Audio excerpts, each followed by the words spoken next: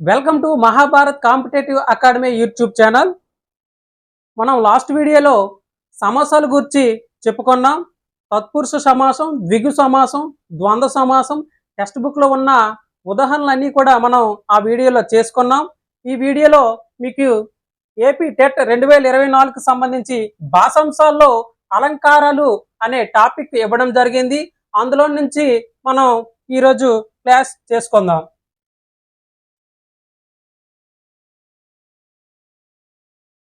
అలంకారాలు ఎందుకు వాడతారంటే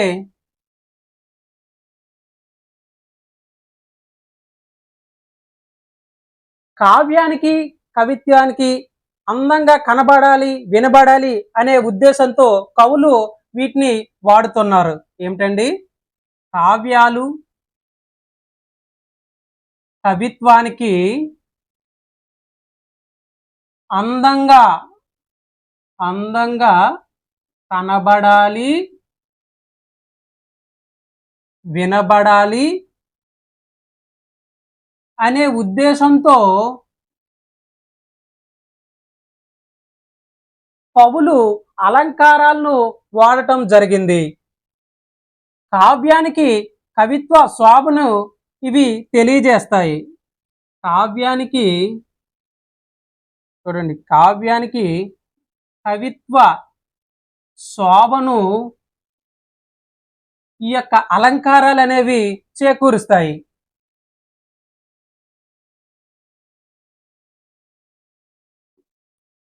అయితే మీకు టెట్ సిలబస్లో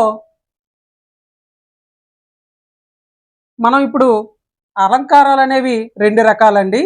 ఒకటి శబ్దాలంకారాలు,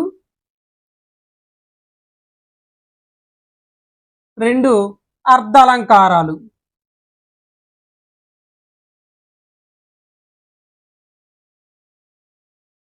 అయితే శబ్దాలంకారాలు అంటే శబ్దం ప్రధానంగా ఉండేవి శబ్దాలంకారాలు. ఈ శబ్దాలంకారాల గురించి మనం నెక్స్ట్ వీడియోలో చేసుకుందాం. అర్ధాలంకారాల గురించి ఈ యొక్క క్లాస్లో మనం చెప్పుకుందాం. అర్ధాలంకారాలు అంటే అర్థం ప్రధానంగా ఉండేవి అర్ధాలంకారాలు. ఏమిటండి? అర్థం ప్రధానంగా ఉండేవి అర్ధాలంకారాలు. ఇవి అంత సౌందర్యాన్ని తెలియజేస్తాయి. చూడండి, ఏమిటండి? అంత సౌందర్యాన్ని తెలియజేస్తాయి.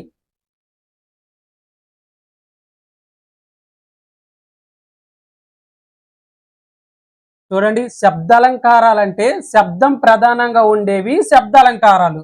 అర్ధాలంకారాలు అంటే అర్థం ప్రధానంగా ఉండేవి అర్ధాలంకారాలు. ఇవి అంత సౌందర్యాన్ని తెలియజేస్తాయి. అయితే టెట్ సిలబస్లో మీకు ఉపమాలంకారం ఇచ్చారండి. ఉపమాలంకారం,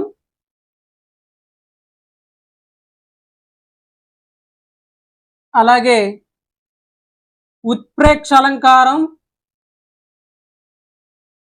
ఉత్ప్రేక్ష అలంకారం,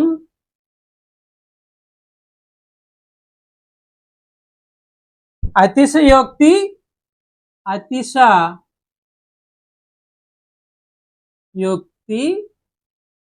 4 రూపక అలంకారం, రూపక అలంకారం. ఈ 4 కూడా మీకు టెట్ సిలబస్లో మెన్షన్ చేయడం జరిగింది. ఈ 4 కూడా ఈ యొక్క క్లాస్లో మనం టెక్స్ట్ బుక్లో ఇచ్చినటువంటి ఉదాహరణలతో చెప్పుకుందాం. అసలు ఈ ఉపమాలంకారం అంటే ఏమిటంటే, ఉపమాలంకారాల్లో ప్రధానంగా పోలిక గురించి చెప్పడం జరుగుతుంది. ఏమిటండి? మీకు ఉపమాలంకారం అనగానే మీకు పోలిక అనేది గుర్తు రావాలండి. పోలిక. ఉత్ప్రేక్ష అంటే ఊహ అండి. ఇందులో ఊహ ప్రధానంగా ఉంటుంది. అంటే ఊహించుకోవడం ప్రధానంగా ఉండేది ఉత్ప్రేక్ష. అతిశయోక్తి అంటే ఉన్నదానికంటే ఎక్కువ చేసి చెప్పడం, ఇది అతిశయోక్తి. రూపకలంకారం అంటే అభేదంతో కూడుకొని ఉంటుంది. అంటే భేదం ఉన్నా లేనట్లు చెప్పడం, రూపక అలంకారం. మనం ఒక్కొక్క అలంకారం గురించి ఇప్పుడు చెప్పుకుందాం. చూడండి, మొదటగా ఉపమాలంకారం గురించి చెప్పుకుందాం. ఉపమాలంకారం అంటే ఏమిటంటే ఉపమేయ ఉపమానాలకు మనోహరమైన పోలిక చెప్పినట్లయితే దానిని ఉపమాలంకారం అని అంటారు. ఏమిటండి? ఉపమేయ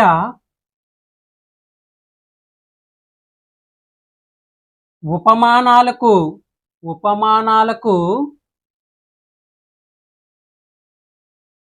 మనోహరమైన ఏమిటండి? మనోహరమైన పోలిక చెప్పినట్లయితే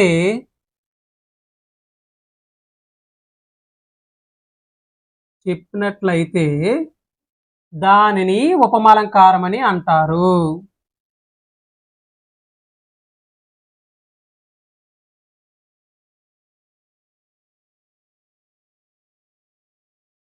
చూడండి, ఒకసారి ఉపమాలంకారం యొక్క లక్షణం చూడండి. ఉపమేయ ఉపమానాలకు మనోహరమైన పోలిక చెప్పినట్లయితే దానిని ఉపమాలంకారం అని అంటారు.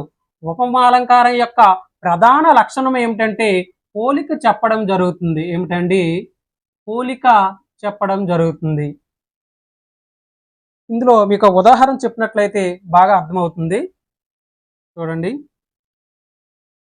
ఆమె ముఖం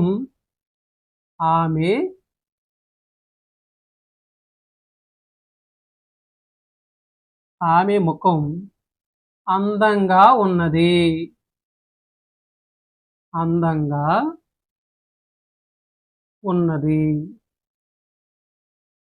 చూడండి, ఆమె ముఖం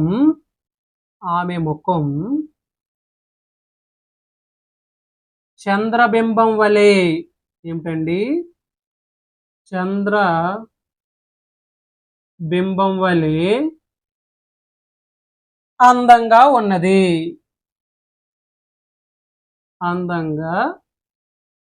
ఉన్నది. చూడండి, ఈ యొక్క రెండు వాక్యాలను కూడా గమనించండి ఒకసారి. ఆమె ముఖం అందంగా ఉన్నది. ఆమె ముఖం చంద్రబింబం వలె అందంగా ఉన్నది. ఈ రెండు వాక్యాలను గమనించినట్లయితే మొదటి వాక్యం కంటే రెండవ వాక్యం మనం అదనంగా ఏం తీసుకొచ్చాం? చంద్రబింబం వలె. ఏమిటండి? మొదటి వాక్యం కంటే రెండవ వాక్యాల్లో అదనంగా ఏం తీసుకొచ్చాం? చంద్రబింబం వలె అనే పోలిక తీసుకురావడం జరిగింది. చూడండి, మొదటి వాక్యం కంటే రెండవ వాక్యం పలికినప్పుడు ఎలా అనిపిస్తుంది? మన మనస్సును ఆకట్టుకునేలా ఉన్నది. ఎలా ఉన్నదండి? ఆమె ముఖం చంద్రబింబం వలె అందంగా ఉన్నది అంటే అలా పలికినప్పుడు మన మనస్సును ఆకట్టుకునేలా ఈ యొక్క వాక్యం ఉన్నది. అంటే ఉపమేయానికి ఉపమానానికి పోలిక చెప్పడాన్ని ఉపమాలంకారము అని అంటారు. చూడండి, ఆమె ముఖం అందంగా ఉన్నది కంటే ఆమె ముఖం చంద్రబింబం వల్లే అందంగా ఉన్నది అనే వాక్యం మన మనస్సుని ఆకట్టుకునేలా ఉన్నది. అయితే మీకు ఉపమేయం అంటే ఏమిటి? ఉపమానం అంటే ఏమిటి? ఉపవాచకం అంటే ఏమిటి? సమాన ధర్మం అంటే ఏమిటి? ఇవి తెలిస్తే మనకి అలంకారాలు అనేవి అర్థమవుతాయండి. ఇంకొక ఉదాహరణ చూడండి. సోముడు భీముడిలాగా బలవంతుడు. చూడండి, సోముడు భీముడిలాగా బలవంతుడు అంటే సోముడిని పోలుస్తున్నాడు. ఎవరితో? భీముడితో పోలుస్తున్నాడు. ఏమిటని? సోముడంట భీముడిలాగా బలవంతుడు అంటే ఇందులో పోలిక ప్రధానమైనది కాబట్టి దీనిని మనం ఉపమలంకారంగా గుర్తించవచ్చు. ఒకసారి ఉపమేయం అంటే ఏమిటి? ఉపమానం అంటే ఏమిటి? ఉపమ వాచకం అంటే ఏమిటి? సమాన ధర్మం అంటే ఏమిటి? ఒకసారి చూద్దాం. ఉపమేయం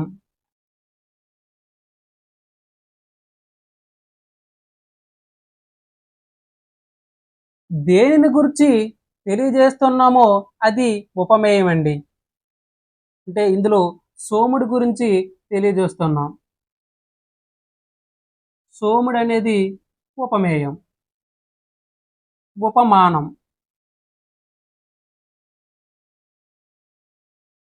ఉపమానం అంటే ఏమిటంటే మనం దేనిని ఉదాహరణగా తీసుకున్నామో అది ఉపమానం. చూడండి, భీముని పోల్చడానికి దేనిని మనం ఉదాహరణగా తీసుకున్నాం? భీముడిని. భీముడు అనేది ఉపమానం.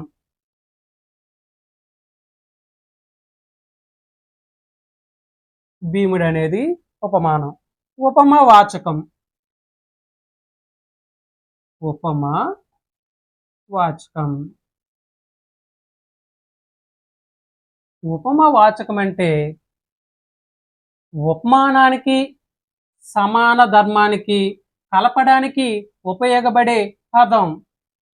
చూడండి, ఆ పదం ఏమిటి? లాగా.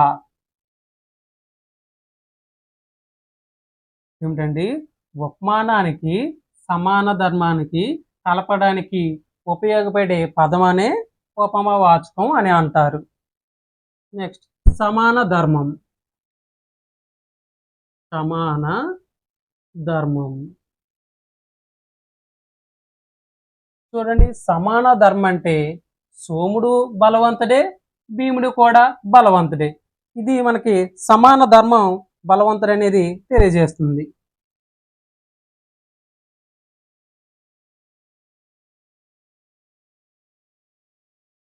చూడండి, ఉపమేయం అంటే మనం దేనిని గూర్చి తెలియజేస్తున్నామో అది ఉపమేయం.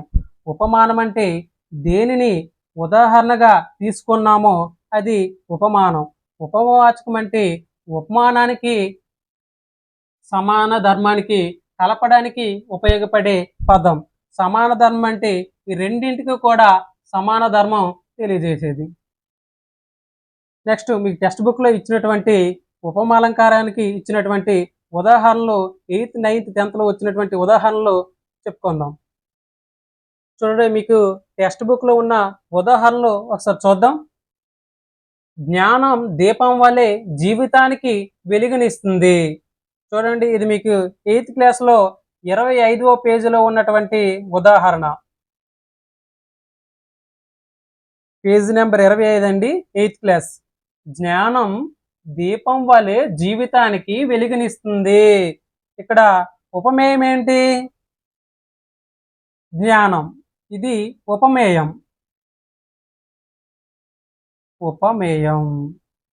చూడండి, జ్ఞానాన్ని దేనితో పోలిస్తున్నాము? దీపంతో. ఇది ఉపమానం. చూడండి, ఉపమేయాన్ని ఉపమానంగా పోల్చడం జరిగింది కనుక ఇది మనకి ఉపమాలంకారం. మీకు ఉపమాలంకారాల్లో పోలిక వస్తుందండి, ఇంకా బండ గుర్తులు అనేవి వలే అనే వలే, లాగా అలా వస్తుంటాయి. నెక్స్ట్ ఉదాహరణ, నీ మాటలు అమృతం వలె సంతోషాన్ని ఇస్తున్నాయి. ఇది కూడా 25వ పేజీ అండి, 8th క్లాస్లో ఉన్నటువంటి ఉదాహరణ. చూడండి, ఇందులో ఉపమేయం ఏమిటి? మాటలు. ఇది ఉపమేయం. ఉపమేయం. మాటల్ని దేనితో పోలుస్తున్నారు? అమృతంతో పోలుస్తున్నారు. ఇది ఉపమానం. చూడండి, ఇక్కడ మాటలను ఎలా పోలుస్తున్నారంటే అమృతంతో పోలుస్తున్నారు. నీ మాటలు అమృతం వల్లే సంతోషాన్ని ఇస్తున్నాయి. చూడండి, అమృతంతో పోలుస్తున్నారు అంటే ఉపమేయాన్ని ఉపమానంతో పోలిక అనేది ఇక్కడ జరిగింది కాబట్టి ఇది మనకి ఉపమాలంకారం. నెక్స్ట్ ఉదాహరణ, ఆమె ఆలోచనలు ఎదలో ముళ్ళు వలె కదల్లాడాయి.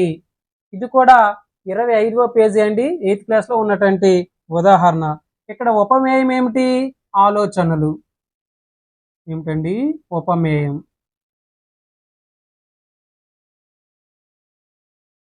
ఆలోచనలంట దేంతో పోల్చబడ్డాయి? ముళ్ళు. ఏమిటండి? ఇది ఉపమేయం. ఉపమేయం. చూడండి, ఆలోచనలు ముళ్ళుతో పోలుస్తున్నారు అంటే ఉపమేయాన్ని ఉపమానంగా పోల్చడాన్ని ఏమిటంటారు? ఉపమాలంకారం అంటారు కనుక ఇది మనకి ఉపమాలంకారం.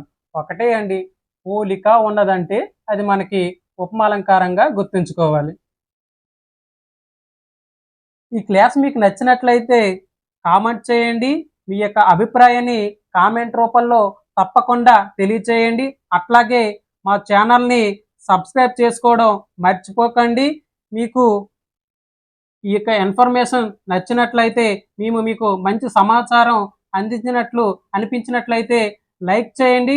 రైట్ బటన్లో లైక్ ఉంటుంది, క్లిక్ చేయండి.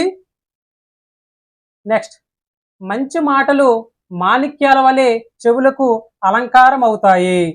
చూడండి, మాటలంట మాణిక్యాలతో పోల్చడం జరిగింది. ఉపమేయం ఏమిటి? మాటలు.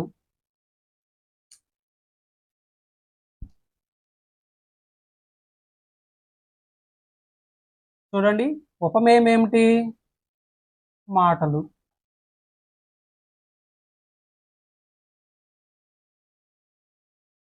ఇది 157 పేజీ అండి. 8th క్లాస్లో ఉన్నటువంటి ఉదాహరణ.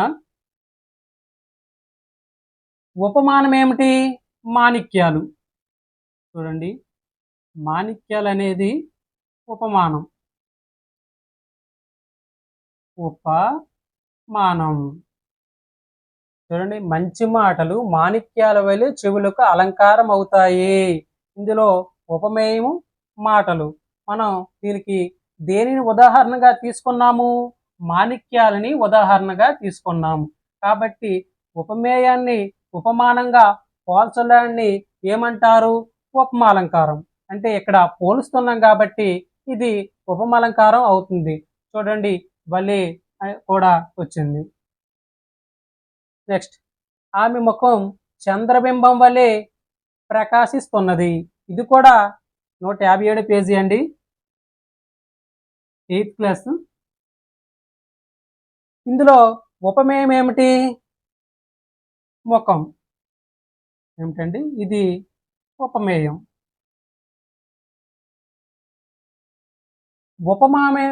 ఉపమానం ఏమిటి? చంద్రబింబం. ఏమిటండి ఉపమానం? చంద్రబింబం.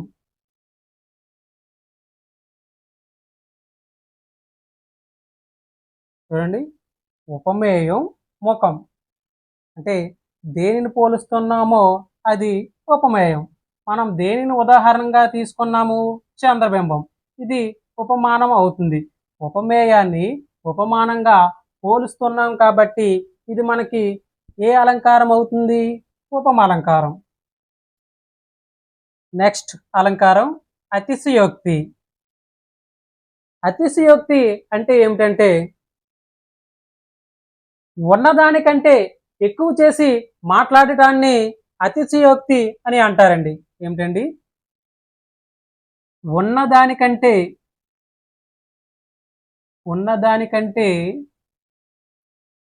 ఎక్కువ చేసి మాట్లాడటాన్ని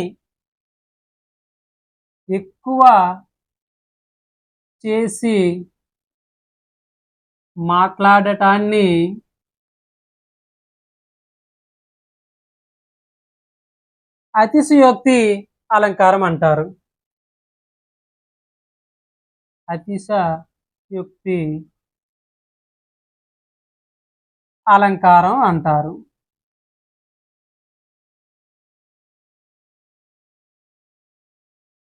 చూడండి, మీకు అతిశయోక్తి అలంకారం గురించి మీకు తెలియాలంటే ఒక్కసారి మీరు ప్రైమరీ స్టేజ్కి ఒకసారి వెళ్ళండి. మీ చిన్నప్పుడు జరిగే సంఘటనలు ఎన్నో మీకు గుర్తొస్తాయి.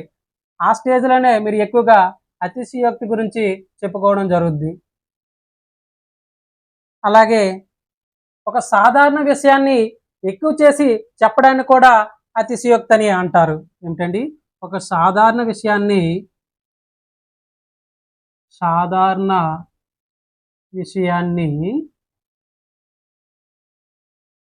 ఎక్కువ చేసి చెప్పడాన్ని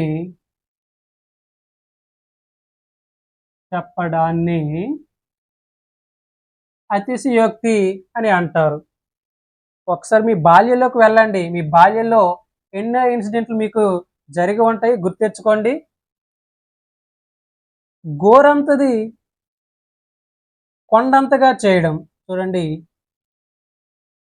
గోరంతది కొండంతగా చేయడం. కొండంతగా చేయడాన్ని అతిశయోక్తి అలంకారం అంటారు. మీకు కొన్ని ఉదాహరణలు ఉన్నాయి. ఆ ఉదాహరణలు చెప్తే మీకు చాలా బాగా అర్థమవుతుంది. చూడండి, ఉన్నదానికంటే ఎక్కువ చేసి మాట్లాడటాన్ని అతిశయోక్తి అలంకారం అంటారు. అలాగే ఒక సాధారణ విషయాన్ని ఎక్కువ చేసి చెప్పడం, అట్లాగే గోరంత దాన్ని కొండంత చేయడం చెప్పడం జరుగుతుంది ఈ అతిశయోక్తులు. అతిశ అంటే ఎక్కువండి, యుక్తి అంటే మాట, ఎక్కువ చేసి మాట్లాడటం. ఉదాహరణలు చెప్పుకుందాం. చూడండి, అతిశయోక్తికి సంబంధించి టెక్స్ట్ బుక్ లో కొన్ని ఉదాహరణలు ఇవ్వబడ్డాయి, చూద్దాం. ఆ నగరాల్లోని భవనాలు చంద్రమండలాన్ని తాకుతున్నాయి. ఇది మనకి 99వ పేజీ అండి, 8th క్లాస్ లో ఉన్నటువంటి ఉదాహరణ. చూడండి, ఆ నగరాలంతా భవనాలు చంద్రమండలాన్ని తాకుతున్నాయి. చూడండి, భవనాలు ఎక్కడైనా ఆకాశాన్ని తాకుతాయండి? తాకవు కదా. అంటే చాలా ఎత్తైన భవనాలు, చాలా ఎత్తుగా కట్టారు అని చెప్పడానికి ఇలా మనకి చెప్పడం జరిగింది. వాస్తవంగా కూడా భవనాలు అనేవి ఎక్కడా కూడా ఆకాశాన్ని తాకవండి. అంటే చాలా ఎత్తుగా ఉన్నవి అని చెప్పడానికి నిదర్శనంగా ఇలా అంటే అతిగా చాలా ఎక్కువ చేసి చెప్పడం జరిగింది. కనుక ఎక్కువ చేసి మాట్లాడడాన్ని ఏమంటారండి? అతిశయోక్తి. కనుక ఇది మనకి అతిశయోక్తి అలంకారం అవుతుంది. నెక్స్ట్, జాతరలోని డప్పు చప్పుళ్ళు ఆకాశాన్ని తాకాయి. ఇది కూడా 100వ పేజీ అండి, 8th క్లాస్ లో ఉన్నటువంటి ఉదాహరణ. చూడండి, ఆ జాతరలోని డప్పు చప్పుళ్ళంట ఆకాశాన్ని తాకే, అంటే శబ్దం అంత గట్టిగా వచ్చేలా వాయించారండి. అంటే చాలా గట్టి శబ్దం వచ్చేలా వాయించారు అని చెప్పడానికి నిదర్శనంగా ఆకాశాన్ని తాకాయి అని ఎక్కువ చేసి చెప్పడం జరిగింది. కనుక ఎక్కువ చేసి అతిగా చెప్పడాన్ని ఏమంటారండి? అతిశయోక్తి అలంకారం. నెక్స్ట్, బావిలోకి తొంగి చూస్తే పాతాళం కనిపిస్తుంది. ఇది మనకి 100వ పేజీ అండి, 8th క్లాస్ లో ఉన్నటువంటి ఉదాహరణ. చూడండి, బావిలోకి చూస్తంట పాతాళం కనిపిస్తుందంట. అవునండి, బావిలోకి చూస్తే పాతాళం ఎక్కడైనా కనిపిస్తుందా? పాతాళం కనిపించదు కదా. అంటే ఆ బావి చాలా లోతైన బావి, చాలా లోతుగా ఉంటుంది అన్నిటికంటే. అలా చెప్పడానికి నిదర్శనంగా మనం ఎక్కువ చేసి చెప్పడం జరిగింది. కనుక ఎక్కువ చేసి చెప్పడం అంటే గోరంతను కొండంతగా చేయన. భూమి ఆకాశాలు ఏకమగునట్లుగా వర్షం కురుస్తోంది. ఇది మనకి 135వ పేజీ అండి, 10th క్లాస్ లో ఉన్నటువంటి ఉదాహరణ. చూడండి, వర్షం అంట భూమి ఆకాశం ఏకమైనట్లు కురుస్తోందంట. అవునండి, ఎక్కడైనా సరే వర్షం కురిస్తే భూమి ఆకాశం కలిసిపోతాయా? కలవు కదా. అంటే ఇక్కడ చాలా ఎక్కువ వర్షం పడ్డది, చాలా నిండుగా పడింది అని చెప్పడానికి నిదర్శనంగా ఇలా చెప్పడం జరిగింది. అంటే ఎక్కువ చేసి చెప్పడం జరిగింది. కనుక ఇది మనకి అతిశయోక్తి అలంకారం అవుతుంది. నెక్స్ట్, పిటి ఉష గాలి కంటే వేగంగా పరిగెత్తుంది. చూడండి, పిటి ఉష అంట గాలి కంటే వేగంగా పరిగెత్తుందంట. వాస్తవంగా చెప్పాలంటే గాలి కంటే వేగంగా పరిగెత్తలేము కదా. అంటే ఎక్కువ చేసి చెప్పారు కాబట్టి ఇది మనకి అతిశయోక్తి అలంకారం అవుతుంది. హిమాలయ శిఖరాలు. చూడండి, ఇది కూడా మనకి 135వ పేజీ 10th క్లాస్ లో ఉన్నటువంటి ఉదాహరణ అండి. హిమాలయ శిఖరాలు ఆకాశాన్ని తాకుతున్నాయి. చూడండి, హిమాలయ శిఖరాలంట ఆకాశాన్ని తాకేస్తున్నాయంట.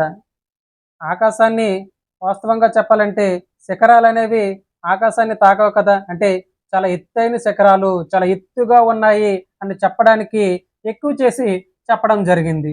కనుక ఇది మనకి అతిశయోక్తి అలంకారం అవుతుంది. నెక్స్ట్ చూడండి, ఉత్ప్రేక్ష అలంకారం. ఉత్ప్రేక్ష అంటే ఇంకేమిటి కాదండి, ఊహ. ఏమిటండి ఉత్ప్రేక్ష అంటే? ఊహ. అంటే ఉత్ప్రేక్ష అలంకారం ఊహ ప్రధానమైనదండి. ఊహ ప్రధానమైనది అంటే ఊహించుకోవడం జరుగుతుంది ఇందులో.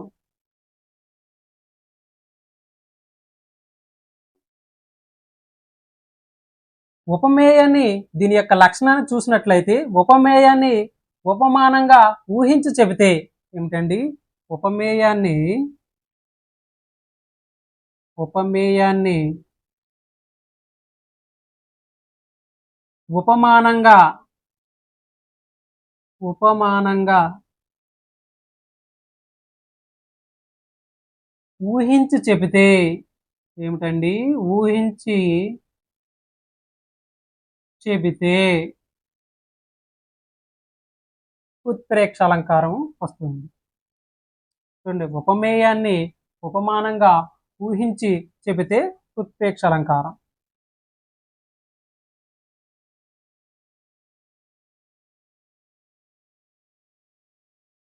కొన్ని ఉదాహరణలు ఉన్నాయి, చూద్దాం. చూడండి, ఉత్ప్రేక్ష అలంకారానికి సంబంధించి టెక్స్ట్ బుక్ లో కొన్ని ఉదాహరణలు ఇచ్చారు. ఆ వెన్నెల పాల వెల్లియో అన్నట్లున్నది.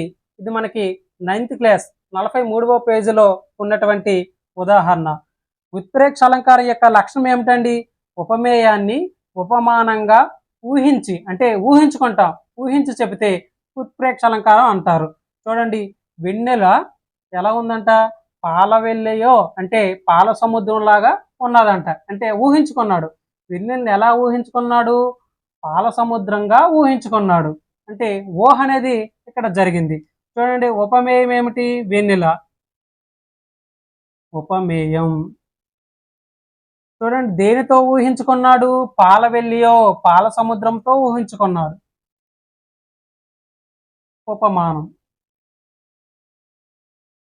చూడండి, ఉపమేయాన్ని ఉపమానంగా ఊహించుకున్నాడు కాబట్టి ఉత్ప్రేక్ష అలంకారం. నెక్స్ట్, ఆ ఏనుగు నడుస్తున్న కొండ అన్నట్లున్నది. ఇది మనకి 10th క్లాస్ అండి 124వ పేజీలో ఉన్నటువంటి ఉదాహరణ. చూడండి, ఏనుగుని ఎట్లా ఊహించుకున్నాడు? కొండలా ఊహించుకున్నాడు. ఉపమేయం ఏమిటి? ఏనుగు. ఉపమేయం. ఉపమానం ఏమిటి? కొండ. ఇది ఉపమానం. ఉపమేయాన్ని ఉపమానంగా ఊహించి చెప్పడాన్ని ఏమంటారు? ఉత్ప్రేక్ష అలంకారం అంటారు. అంటే ఇక్కడ ఏనుగును నడుస్తున్న కొండతో ఊహించుకున్నారు కాబట్టి ఇది మనకి ఉత్ప్రేక్ష అలంకారం అవుతుంది. మీరు ఉత్ప్రేక్ష అలంకారం అనే చూసిన వెంటనే మీకు ఊహ అనేది గుర్తు రావాలి, అంటే ఊహించుకున్నట్లు. చూడండి, లాస్ట్ వచ్చేసి రూపాలంకారం. అర్ధాలంకారంలో లాస్ట్ అలంకారం అండి మనకు సిలబస్లో ఇచ్చినటువంటి రూపాలంకారం. ఉపమానానికి ఉపమేయానికి అభేదం చెప్పడాన్ని రూపాలంకారం అంటారండి. ఏంటండి? ఉపమానానికి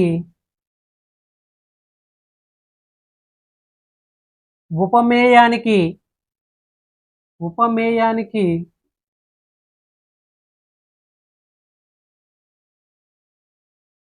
అభేదం చెప్పడాన్ని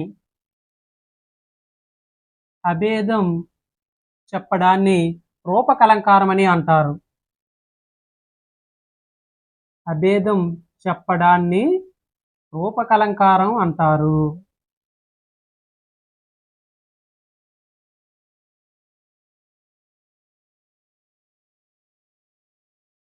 అభేదం అంటే భేదం ఉన్నా లేనట్లు చెప్పడం. అభేదం అంటే ఇంకేమిటి కాదండి, భేదం ఉన్నా లేనట్లు చెప్పడం.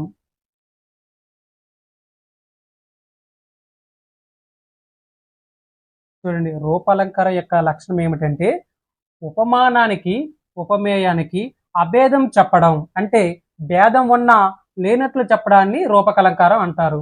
కొన్ని ఉదాహరణలు ఉన్నాయి, అవి చూస్తే మీకు అర్థం అవడం కోసం రూపకలంకారానికి సంబంధించి ఒక ఉదాహరణ చూద్దాం.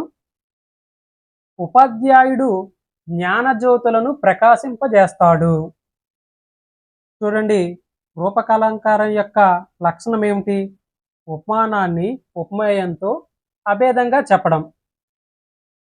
చూడండి, జ్ఞానం అనేది ఉపమేయం. ఉపమేయం. జ్యోతి అనేది ఉపమానం. ఈ రెండింటికి కూడా భేదం లేదు.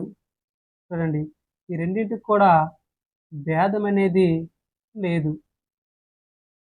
జ్యోతి అయితే ఎలా వెలుగునిస్తుందో చూడండి, జ్యోతి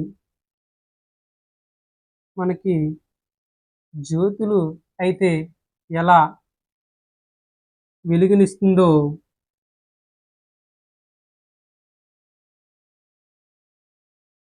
జ్ఞానం కూడా అట్లాగే వెలుగునిస్తుంది. ఏమిటండి? జ్యోతి అయితే ఎలా వెలుగునిస్తుందో జ్ఞానం కూడా అలాగే వెలుగునిస్తుంది.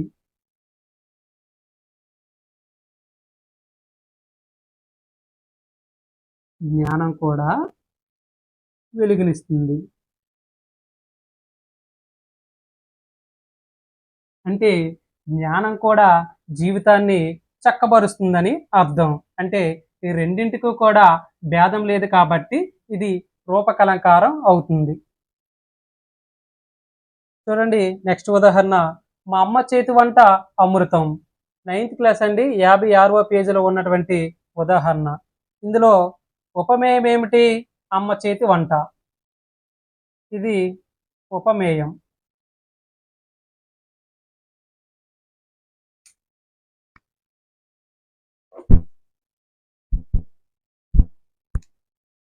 ఇది ఉపమేయం అండి. ఉపమానం ఏమిటి? అమృతం. ఇది ఉపమానం. చూడండి, అమ్మ చేతి వంట అమృతంతో భేదం లేదని చెప్పడం జరిగింది కనుక ఇది మనకి రూపకలంకారం అవుతుంది. నెక్స్ట్, ఈ మహారాజు సాక్షాత్తు ఈశ్వరుడే.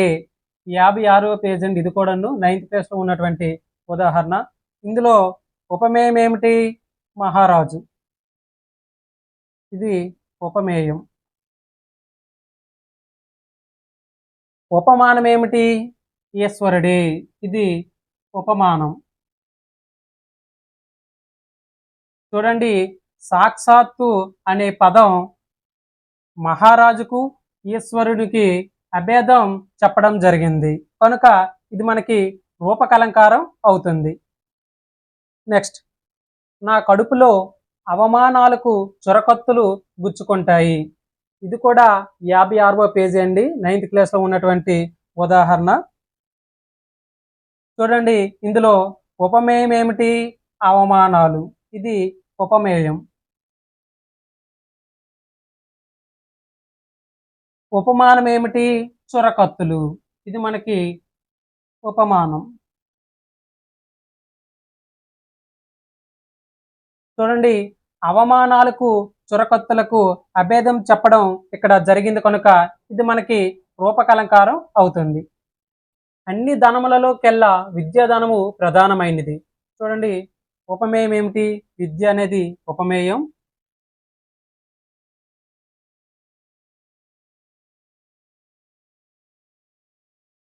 ధనం అనేది ఉపమానం.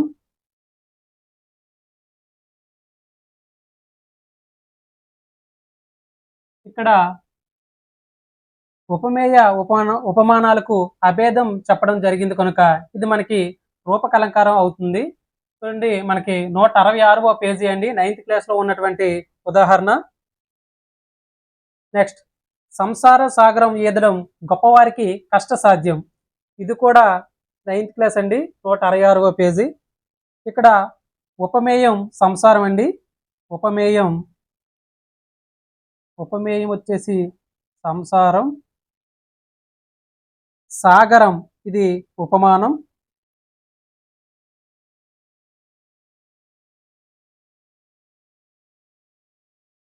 ఇక్కడ